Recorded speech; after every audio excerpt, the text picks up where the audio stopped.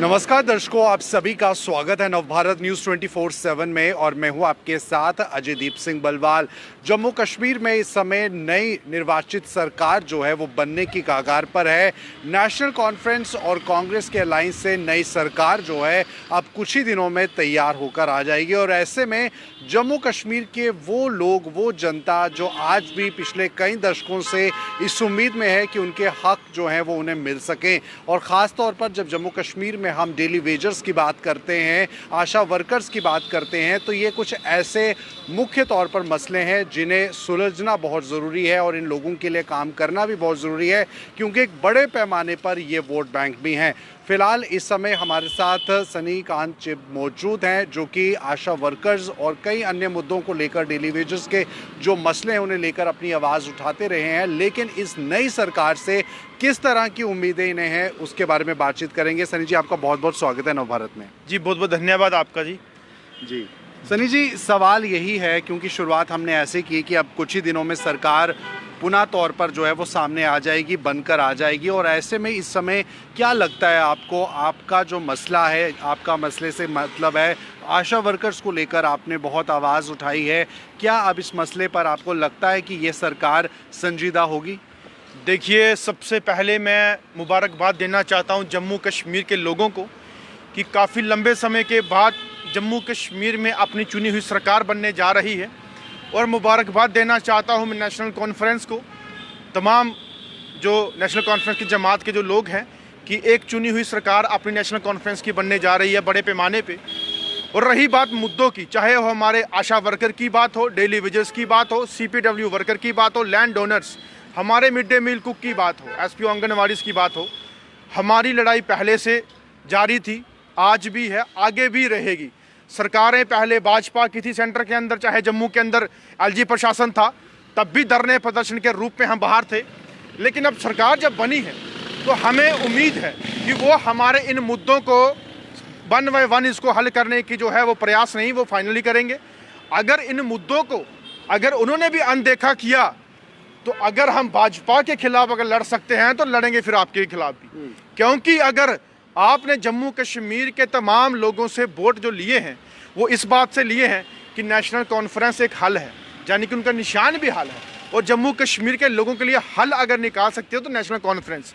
तो अगर सरकार बनने से पहले, और मैं पहले भी बोल चुका हूँ, पर कल या परसों ओथ लेंगे जितने भी सारे इनके MLA या इनके CM हैं, जो भी इनके मंत्रीगण बनेंगे, ओथ लेने से पहले इस मुद्दों को याद रखिए। अगर आपने इस मुद्दों को अगर आपने वन वन हल नहीं किया, या इन मुद्दों को आपने जो है कि अपनी कैबिनेट के अंदर फाइनलाइज नहीं किया, तो हम जो धरने प्रदर्शन है आपके दफ्तरों के बाहर भी लगाएंगे। सनी जी, अभी जो उमर अब्दुल्ला CM का चेहरा जो है वो उभर कर सामने आ रहे हैं, लेकिन उमर अब्दुल्ला ने ये भी कहा कि जम्मू कश्मीर की जनता ने वोट डाला विकास को लेकर। तो इस तरह की पहली बातें होती थी कि कश्मीर में जो है वो कश्मीर सेंट्रिक पॉलिटिशियंस का ध्यान ज़्यादा रहता है, जम्मू में कम रहता है। लेकिन उन्होंने कहा कि ऐसा नहीं है, जम्मू और कश्मीर को बराबर में जो डेवलपमेंट से जुड़े कार्य हैं, जो पेंडिंग कार्य हैं, वो हल किए जाएंगे। कितना दम आपको इस बातचीत में लगता है? नहीं, पहले भी जब वो CM रहे हैं, पहले भी जब उन्होंने अपने CM कार्यकाल में काफ़ी अच्छा काम किया है, चाहे वो 2014 की बाढ़ की बात हो, तब भी उन्होंने बड़ा अच्छा लोगों को दोबारा से स्टेबल किया है। लेकिन अब जब लंबे समय के बाद लोगों की मुश्किलातें इतनी बढ़ चुकी हैं तो उनको हल करना लाजमीन है। और अगर उमर साहब CM बने हैं तो उनको भी बहुत बहुत मुबारकबाद। और उमर साहब CM बन के आप जम्मू कश्मीर के लोगों का जो दिल है वो आपने जीतना है। कश्मीर से तो आप जीत चुके हो, अब जम्मू वालों का जीतना है। फारूक साहब का एक बयान आ रहा था कि जो जम्मू के हिंदू हैं, अब हमें उनके साथ मिलके उनका दिल जीतना है और उनके साथ मिलके हमें जम्मू कश्मीर की सरकार चलानी है। तो दिल आप तभी जीतेंगे कि हमारे जो डिमांड्स हैं, हमारी जो आपके आगे रखी हुई जो मुश्किलातें हैं, अगर उनको आप पूरा करेंगे, उन पे आप सफल रहेंगे, तो हमारे दिल जो है वो ऑटोमेटिक आप जीत लेंगे। चुनावों से पहले अगर बात करें तो भारतीय जनता पार्टी के जो नुमाइंदे, जो चुने हुए नुमाइंदे थे, हालांकि सरकार एक्टिव रूप से तो नहीं थी बीजेपी की जम्मू कश्मीर में, लेकिन कहीं ना कहीं सेंटर में है, तो इस बात का जम्मू कश्मीर के लोगों को उम्मीद भी थी। लेकिन ये बातें सामने निकल कर आई कि पुरानी सरकारों के पाप हैं, डेली वेजेस पक्के नहीं हो पाए, तो बीजेपी के नुमाइंदे भी जो है वो पिछली सरकारों पर ये जोर डालते थे और ये एहसान जताते थे। आपको लगता है कि पिछली सरकारें जब नेशनल कॉन्फ्रेंस या कांग्रेस की रही इतने सालों में, अब ये इधर का उधर ना होके बल्कि एक्टिव रूप से काम होगा? देखिए, भाजपा की सरकार ना कि जम्मू कश्मीर के अंदर सेंटर तक रही है, दिल्ली पूरे देश के अंदर भाजपा की सरकार है पिछले 10 साल से। अगर भाजपा की सरकार एक हिस्ट्री में ऐसा काम कर सकती है जो अभी तक किसी ने किया नहीं, यानी कि एक तो 370 तोड़ दी, दूसरा जो कि हमारे संविधान में कभी लिखा नहीं है कि आप स्टेट को यूटी बना दो, उन्होंने वो भी काम कर दिया।